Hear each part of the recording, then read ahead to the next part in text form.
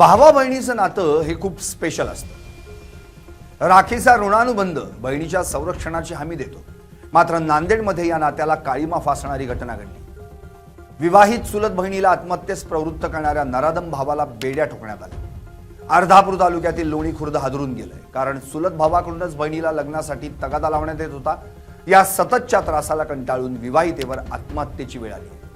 काय आहे हा सगळा प्रकार आणि नेमकं काय घडलंय या अभागी विवाहितेसोबत, पाहुयात या व्हिडिओत। नमस्कार, मी संदीप आणि तुम्ही पाहता LS मराठी। माणूस किती खालच्या थराला जाऊ शकतो याचं एक भयानक उदाहरण नांदेड जिल्ह्यातील अर्धापूर तालुक्यात समोर आलं। ज्या भावावर बहिणीच्या रक्षणाची जबाबदारी असते त्याच चुलत भावाच्या छळामुळे एका विवाहित तरुणीला आपलं जीवन संपवावं लागलं। अर्धापूर तालुक्यातील लोणी खुर्द येथील ऋतुजा लोणे या तरुणीनं विहिरीत उडी घेऊन आत्महत्या केल्याची हृदयद्रावक घटना घडली। या प्रकरणी पोलिसांनी आरोपी भावाला अटक केली। लोणी खुर्द येथील ऋतुजा लोणे हिचं लग्न झालं होतं। ती आपल्या सुखी संसारात रमलेली असताना तिचा चुलत भाऊ प्रफुल्ल लोणे हा तिच्यावर वाईट नजर ठेवून होता। प्रफुल्ल हा ऋतुजाला वारंवार प्रेमासाठी त्रास देत होता। तुझं लग्न झालं असतं तरी आपण दोघे पळून जाऊ आणि लग्न करू असा तगादा त्यानं तिच्याकडे लावला होता। रक्ताच्या नात्यातील भावाकडूनच असा विकृत प्रस्ताव वारंवार येत असल्यानं ऋतुजा प्रचंड मानसिक तणावाखाली होती। अखेर टोकाचं पाऊल उचललंच। भावाच्या या मानसिक त्रासाला आणि सततच्या छळाला कंटाळून ऋतुजाची सहनशक्ती संपली। समाजातील बदनामीची भीती आणि नात्यातील या विद्रुपतेमुळे हतबल झालेल्या ऋतुजानं गावातीलच एका विहिरीत उडी घेऊन आत्महत्या केली। एका तरुण मुलीचा असा दुर्दैवी अंत झाल्यानं गावात शोककळा पसरली। परिसरात हळहळ व्यक्त केली जाते। घटनेनंतर ऋतुजाच्या वडिलांनी अर्धापूर पोलीस ठाण्यात धाव घेऊन प्रफुल्ल लोणे विरोधात तक्रार दाखल केली।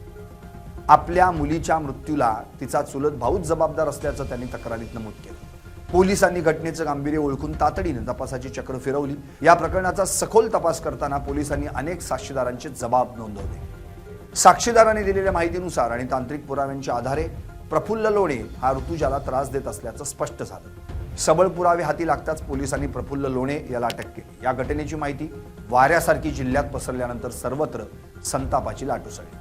नात्याला काळीमा फासणाऱ्या अशा विकृत तरुणाला कठोरात कठोर शिक्षा झालीच पाहिजे अशी मागणी सर्वसामान्य जनतेतून व्यक्त होती। विशेषतः ग्रामीण भागात महिलांच्या सुरक्षिततेचा आणि कौटुंबिक नात्यातील नैतिकतेचा प्रश्न या निमित्तानं पुन्हा एकदा ऐरणीवर आला। सध्या आरोपी पोलीस कोठडीत असून पोलीस या प्रकरणाचा अधिक तपास करतात। ऋतुजाच्या मृत्यूने एका हसत्या खेळत्या कुटुंबावर दुःखाचा डोंगर कोसळला।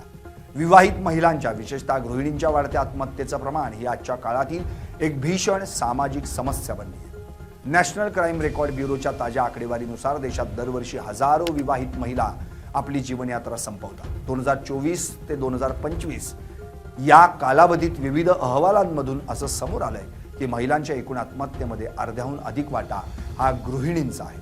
या आत्महत्येच्या मागे कौटुंबिक हिंसाचार, मानसिक छळ आणि पितृसत्ताक सामाजिक रचनेचा मोठा दबाव असल्याचं तज्ज्ञांचं मत। अशा घटना केवळ एका जिल्ह्यापुरत्या मर्यादित नसून नाशिक, अमरावती आणि पुणे यांसारख्या शहरांमध्येही हुंड्यासाठी किंवा मुलगा होत नाही म्हणून होणाऱ्या छळातून विवाहितांच्या आत्महत्येचं सत्र सुरूच आहे।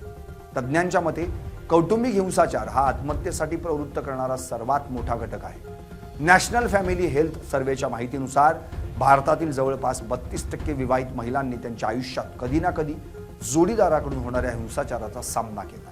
अनेकदा हा छळ केवळ शारीरिक नसून तो मानसिक आणि भावनिक स्वरूपाचा असतो। घराबाहेरील जगाशी तुटलेला संपर्क, आर्थिक परावलंबित्व आणि मुलांच्या भविष्याची काळजी यामुळे अनेक महिला हा त्रास मुकाट्यानं सहन करतात। मात्र जेव्हा हा छळ सहनशक्तीच्या पलीकडे जातो तेव्हा त्या टोक्याचं पाऊल उचलतात। 2024 ते 2025च्या सरकारी आकडेवारीनुसार विवाहित महिलांच्या आत्महत्येचं प्रमाण नोकरी करणाऱ्या महिलांच्या तुलनेत कितीतरी पटीनं जास्त आहे। गृहिणी म्हणून वावरताना दिवसाचे 24 तास घरकामात व्यतीत करणं, स्वतःच्या स्वप्नांचा बळी देणं आणि तरीही सासरच्या लोकांकडून मिळणारी अपमानास्पद वागणूक यामुळे महिलांमध्ये नैराश्याचं प्रमाण वाढतंय। या नांदेडच्या प्रकरणात तर चुलत भावाचाच त्रास या विवाहितेच्या आत्महत्येला कारणीभूत ठरल्यानं मुलींचं नेमकं संरक्षण करायचं तरी कुणाकुणापासून, अशा नराधमांना नेमकं काय म्हणायचं, असे अनेक सवाल समाजाला आणि कायद्याला विचार करायला लावणारे आहेत। Bureau report, LS Marathi.